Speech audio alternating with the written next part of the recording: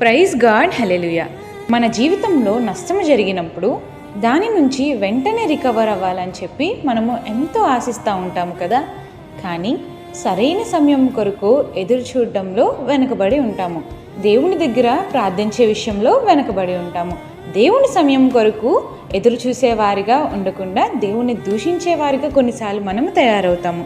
కానీ బైబిల్లో ఏమని రాయబడి ఉందంటే, రోమీయులకు రాసిన పత్రిక 8వ అధ్యాయము 28వ వాక్యము, మేలు కలుగుటకై సమస్తమును సమకూడి జరిగించుచున్నాను. మనకి మేలు కలగాలంటే సరైన సమయం కొరకు మనం ఖచ్చితంగా ఎదురు చూడాలి.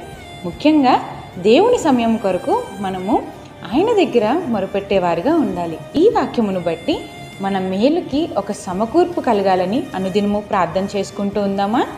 అలాగే ఈ వాక్యమును మీ ఫ్రెండ్స్ అండ్ ఫ్యామిలీకి కూడా షేర్ చేసి వారి జీవితంలో కూడా ఒక మేలు జరగాలని ప్రార్థిద్దాం. ఆమేన్.